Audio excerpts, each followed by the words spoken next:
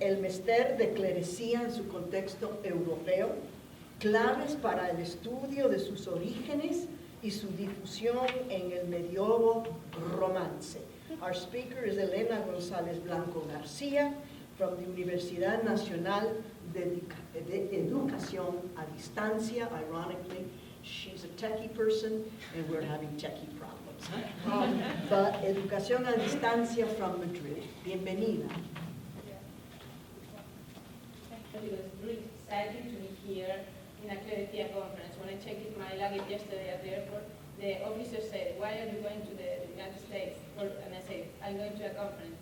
And he said, "For what?" I said, "Medieval literature." And she looked at me and said, "At El Paso?" I said, "Yes." I'm really happy to be here, and I think it's a super great occasion to focus on the Clerecía. I'm very happy about that. So I will continue my presentation in Spanish. Sorry if you don't understand, feel free to ask questions later in English too. So. Bien, lo que hoy voy a presentar es el fruto de las investigaciones de varios años de trabajo que muchos de los que están en la sala ya conocen. Voy a comenzar con una metáfora porque realmente el título de este congreso me parece muy evocador a la hora de explicar pues lo que voy a centrar en mi conferencia, que es Crossroads, la encrucijada. Y voy a utilizar una cita de Keith Winnow que decía que las islas de los textos hispánicos eran como un archipiélago del cual solo veíamos las puntas, pero que debajo de todas estas puntas había una cordillera sumergida que era la literatura medieval latina. Esta ha sido quizás la frase que ha inspirado toda mi investigación hasta este momento y que todavía, bueno, pues la conclusión y el resultado de todo esto es que de esa cordillera sumergida tenemos aún muy poco conocimiento. Así, voy a dividir un poco todo esto que voy a contar en tres partes. Por una parte, los datos, que serían esas pequeñas puntas de las islas que emergen de ese océano. Por otro lado, las relaciones que se establecen por debajo de ese mar, que se pueden solo observar a veces de forma indirecta. Para lo cual voy a utilizar tres perspectivas, la perspectiva de la métrica, la perspectiva de la historia y la perspectiva de la temática, para después pasar a, con todos estos datos, intentar construir algo que es lo que yo llamo, bueno, pues las perspectivas de futuro dentro de la investigación. Bien, pues comenzando con esta primera parte de los datos, los testimonios, los textos que tenemos en ese marco panrománico del cual voy a hablar. Voy a empezar, bueno, pues, retomando la segunda estrofa del libro de Alexandre y recordando pues, lo que se ha considerado Mester de Clerecía, dadas las circunstancias históricas de nuestra península y dado un poco todos los condicionamientos que todos los que están aquí ya conocen desde hace mucho tiempo. La Cuaderna Vía es una estrofa formada por 4 versos alejandrinos de 14 sílabas, con cesura medial entre los hemistiquios, un patrón acentual con acento en la sexta sílaba de ambos hemistiquios, que métricamente puede estar reflejada en forma de cláusulas binarias o ternarias, formadas en pies métricos, siguiendo aquí un poco la notificación de Tomás Navarro Tomás, y que puede estar combinada en distintos periodos rítmicos, y que además presenta metaplasmos característicos como la dialeja que sirven para caracterizar esta estrofa. Esto, como ya sabemos, es de todos conocido, y aquí tienen un poco una representación de lo que sería un análisis métrico de una de estas estrofas desde este punto de vista. Pero una vez hecha esta introducción general a lo que va a ser un poco la identificación del elemento común de todos estos testimonios que voy a mostrar a continuación, me interesa sobre todo ver que este universo común tiene sus orígenes en las estrofas latinas de 13 y de 12 sílabas, que a veces se conocen con nombre de goliárdica o asclepiadea, dependiendo un poco de la tradición que se siga, del periodo cronológico y de la escuela teórica que aborde este tipo de estudio. Esto, estamos hablando de la literatura latina que abarca sobre todo, bueno, pues entre el siglo XI y el siglo XIII, con su máximo apogeo en torno a los siglos XII y XIII. Pero cuando vamos a la literatura romance, nos encontramos con que, siguiendo este tipo de esquema y este tipo de estrofa, en España tan solo tenemos 36 poemas, frente a Francia, donde encontramos 175 poemas, y probablemente haya muchos más, porque estos solo han sido los que yo, con mis medios de investigación tradicional hasta el momento, he sido capaz de identificar, y en torno a una cincuentena de poemas en Italia, hasta ahora 55, pero como digo, estoy segura de que habrá más. Esto obviamente hace plantearse un poco las bases teóricas en las que la Cuaderna Vía y todo su estudio se sustentaba desde sus orígenes, cuando se ha llegado muchas veces a afirmar que la Cuaderna Vía es una estrofa de origen castellano que bueno, pues tiene su centro en nuestro país y que se desarrolla en torno a una serie de condicionantes que parece que a veces no van más allá de los Pirineos. Si miramos más allá de las fronteras y vemos esta cantidad de testimonios, pues podemos observar que bueno, pues hay un fenómeno común que es muy grande y que pues se ha estudiado hasta ahora bastante poco. Este es un mapa que refleja la distribución de los textos que citaba en la diapositiva anterior, geográficamente en la zona más o menos cercana a donde se han podido producir. Como ven ustedes, hay una concentración especial de los textos en la parte norte de Francia, en la parte norte y también sur de Italia, cercana a Sicilia, y en la parte castellana de nuestra península. Después explicaré un poco por qué esta distribución y cuáles son los condicionamientos que llevaron a que esto surgiese así. En primer lugar, cuando hablamos de cómo encontramos todos estos testimonios, sí que me gustaría volver a la metodología para saber pues cómo se han identificado todos estos tipos de estrofas. Un lugar al que yo acudí para realizar todas estas investigaciones fueron los repertorios métricos, los repertorios de poemas medievales, porque pues encontrar cuadernaria en la literatura castellana es sencillo relativamente, porque es una estrofa que está muy identificada y que se ha estudiado como un género independiente sobre el cual hay mucha bibliografía, una denominación concreta, cosa que no sucede en las diferentes literaturas como la francesa o la italiana y menos aún en la latina. En francés vamos a hablar de poesía narrativa medieval, pero hay una mezcla con otro tipo de distintas estrofas. En ese sentido, el segundo de las entradas bibliográficas, el repertorio de las estrofas no líricas francesas de la Edad Media, resulta una pieza clave para poder encontrar todo este tipo de información. El libro original es como se muestra en la primera parte de la diapositiva, bastante duro porque efectivamente pues está lleno de información con una notación dificultosa y uno tiene que ponerle ganas para poder encontrar los testimonios, en cambio es una mina. Sin embargo, un investigador húngaro hace unos años se le ocurrió la brillante idea de transformarlo al mundo digital y hacer una base de datos maravillosa donde esa búsqueda resulta mucho más ágil.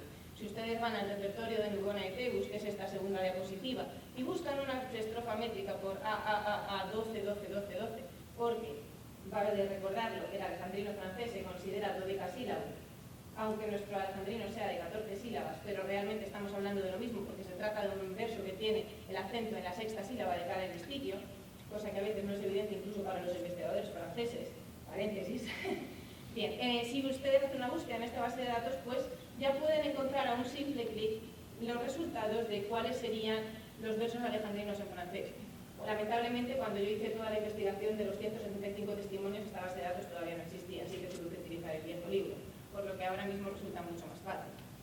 En ese sentido, nosotros intentamos hacer lo mismo para la literatura medieval castellana y tratar de hacer una base de datos donde las formas métricas y los versos se recogieran y se pudiesen buscar. Surgió así el proyecto Remezcla, que todavía está en una fase de desarrollo, puesto que nos falta introducir bastantes poemas, pero esperamos a que sea un recurso muy útil donde se puedan encontrar distintos estrofas y esquemas estróficos.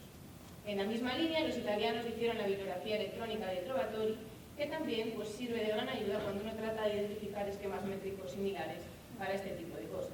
Y la base de datos que realmente a mí me sirvió para encontrar toda no, pero mucha de la información sobre la poesía latina fueron los Analecta Índica digitalizados, una colección de 60 volúmenes de textos latinos en los cuales, gran parte de los himnos que adelantan las formas estróficas que van a convertirse en la cuaderna vía que nosotros conocemos, se están gestando entre los siglos VIII y XII. La ventaja que tiene este recurso es que permite buscar por esquemas estróficos. Entonces, se permitía identificar gran parte de los posibles antecedentes sin tener que hacer unas búsquedas terroríficas a lo largo de los volúmenes. Dicho esto sobre los testimonios, su identificación y el cómo hemos llegado a encontrar todas estas variedades y todos estos textos, vamos a establecer un poco 3 líneas de relación para ver cómo estos textos comparten elementos comunes o orígenes comunes a través de la métrica, la historia y la temática. A través de la métrica, una breve cuña para comentar que en latín medieval, observamos el fenómeno de la pérdida de la cantidad silábica, que va a llegar a una fase en que el cómputo silábico y la rima se van a convertir en los elementos determinantes para identificar el origen de las distintas estrofas. Esta fase del periodo medieval en que el acento todavía no ha cobrado el papel que tiene en la literatura romance y la cantidad silábica se ha perdido es el caldo de cultivo donde la cuaderna vía se va a formar y donde van a surgir los distintos tipos de estrofas. En esta época, en cambio, hay bastantes debates sobre cómo se produce esta transformación y cuál es el origen posible para estos poemas. De hecho, es un debate encarnizado que todavía no ha llegado a resolverse y que en los mismos términos en los que se plantea no se resolverá nunca. Hay dos partidarios fundamentales o dos corrientes, que es la encabezada por León Gautier a finales del siglo XIX, en la que se defiende que el isosilabismo es la norma que sirve de patrón para la evolución de todos los tipos de estrofas métricas, mientras que Gastón París defiende la preponderancia del acento para la identificación de futuros patrones estróficos. Los defensores de una u otra teoría pues vienen a identificar distintos tipos de estrofas latinas en función de lo que es los orígenes de la poesía castellana medieval y especialmente de la estrofa de la cuaderna. Yo no me voy a decantar por una teoría o por otra, pero voy a hacer una especie de repaso rápido de las distintas evidencias que llevan a evocar cómo comenzó esta evolución y hasta dónde hemos llegado ahora mismo. Comenzamos en el siglo V, ni más ni menos, para pues ver la estrofa que se considera llamada el Tetástico de Asclepiadeos sin rima. Como ven, pues esto está todavía muy lejos, va a convertirse en nuestro mester. Si avanzamos hasta el siglo VIII, los versos ya comienzan a organizarse en estrofas de 4 versos, aún sin rima, que va a comenzar a aparecer en el siglo IX, X, pero se consolidará sobre todo en el siglo XII. Con los Carmina Burana y la poesía goliárdica, la estrofa se encontrará completamente consolidada, siendo así que aparece el poeta Gautier de Chatillon, que todos conocemos por su versión del Alexandrés, pero cuya obra es mucho más amplia que estos textos y que además resulta muy interesante por su relación con la Cuaderna Vía, porque escribe varios textos en la misma estrofa que la Cuaderna, con temas muy similares de didáctica, de moral y del espíritu que rodea nuestra creencia actual. Él es sin duda uno de los principales antecedentes que va a anticipar todo lo que viene a ser la estrofa de nuestra Cuaderna.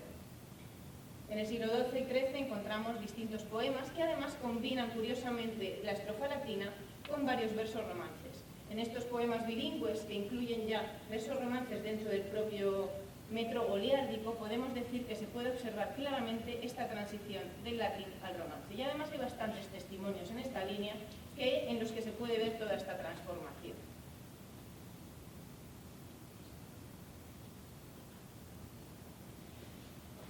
Ahora llegamos al siglo XII y en uno de estos poemas, una glosa a una epístola de San Esteban del siglo XII, encontramos además menciones explícitas, pero que después va a aparecer en nuestro llamado Mester de Clerecía.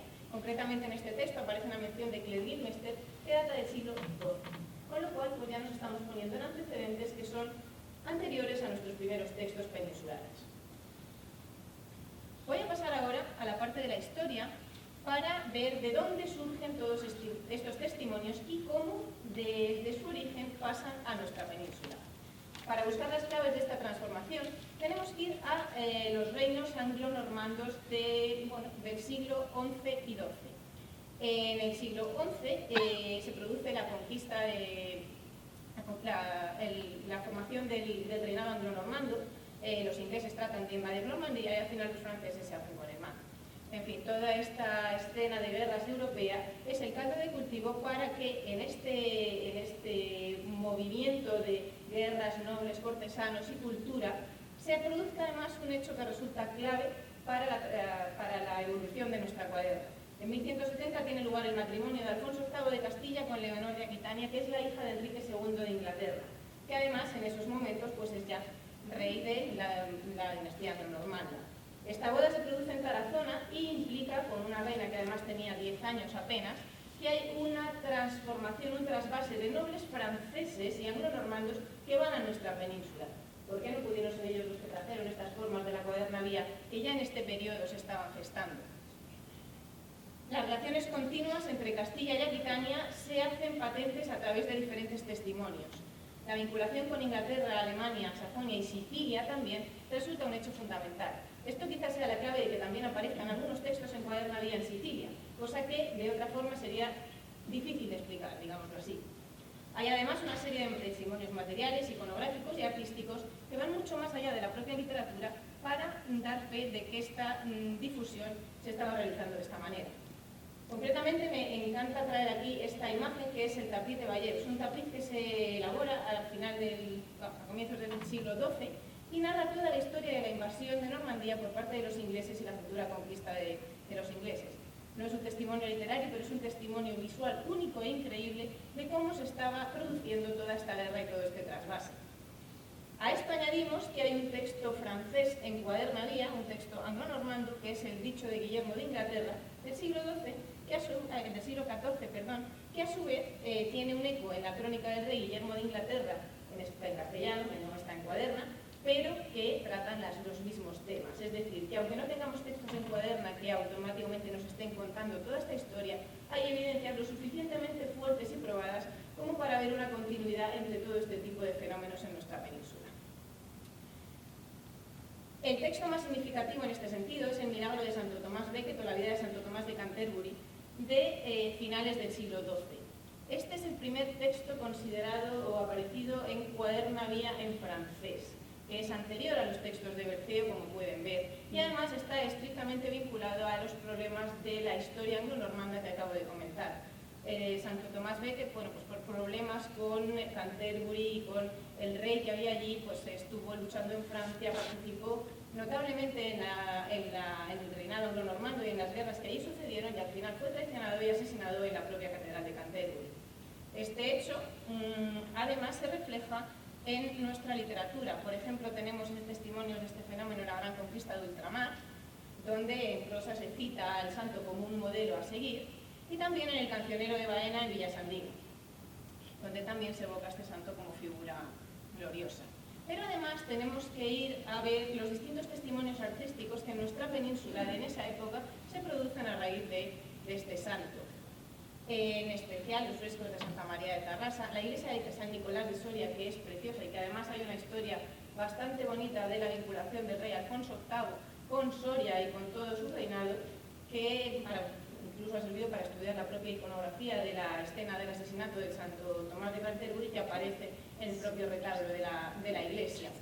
Y además, bueno, pues otra serie de testimonios que van evocando el tema en distintas ubicaciones de nuestra península, que se pueden relacionar efectivamente con la posible transmisión de un texto hoy perdido de la vida de Santo Tomás de Canterbury.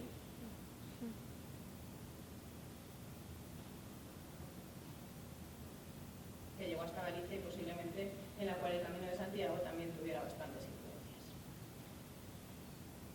Hay muchos textos que merecen un estudio como este que he realizado así de una forma muy rápida, pero que habría que abordar desde otros puntos de vista, como la transmisión de los materiales artísticos, de los testimonios de otro tipo y de la literatura más allá de las estrofas en cuaderna a través de otros textos en prosa.